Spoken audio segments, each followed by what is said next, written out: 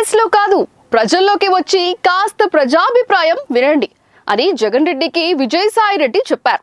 కోటరీని నమ్ముకోవద్దు, కోట నుంచి బయటకు వచ్చి ప్రజల ఫీడ్బ్యాక్ తెలుసుకోండి సలహాలు ఇచ్చారు. అయితే ఆ విజయసాయి రెడ్డి చంద్రబాబుతో చేయి కలిపి ఎలాంటి సలహాలు ఇస్తున్నారని జగన్ ఫీల్ అయ్యారు. అందుకే ఆయన తనతో ఎలా ప్రయాణించారన్నది మర్చిపోయి ప్రెస్ మీట్ లో సులువుగా నిందలు వేశారు.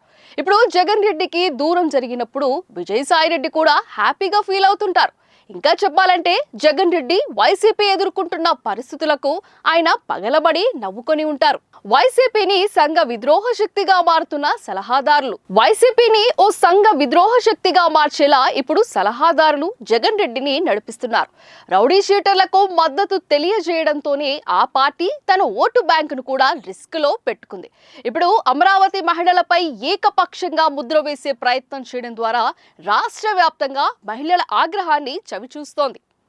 ఇప్పటి వరకు సాక్షి మీడియా నుంచి క్షమాపణ రాకపోగా సమర్థింపులు పెరిగిపోతున్నాయి. టీడీపీ వాళ్ళు అలా అన్నారని జగన్ రెడ్డి ట్వీట్లు పెట్టుకుంటున్నారు. ఈ వ్యవహారంతోనే వైసీపీ నేతలు జుగుప్సాకారంగా గతంలో చేసిన వ్యాఖ్యలు అన్ని వైరల్ అవుతున్నాయి. విజయసాయి రెడ్డి ప్లేస్ ను సజ్జల కొట్టేసినప్పటి నుంచి సమస్యలు. వైసీపీకి అతిపెద్ద సమస్య రాజకీయాల్ని అర్థం చేసుకోలేకపోవడం, బూతులు తిట్టి రాజకీయాలు చేయాలనుకోవడం. ఇలా ఎందుకు చేస్తారో కానీ గతంలో రాజకీయాలు చేసేవారు.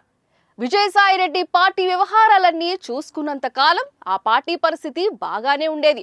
2019లో వైసీపీ విజయంలో విజయసాయి రెడ్డిది కీలక పాత్ర.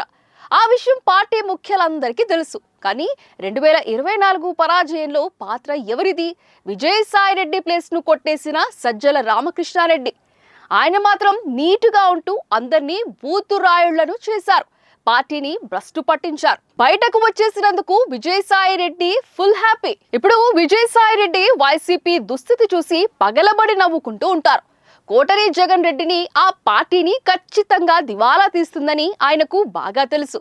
ముందుగానే ఆయన తప్పించుకున్నారు. తను అలాంటి ఓ లాయర్ లీడర్ ను కించపరిచి బయటకు వెళ్లిపోయేలా చేసిన జగన్ రెడ్డికి తగిన శాస్తి జరుగుతుందని ఆయన అనుకుంటూ ఉంటారు.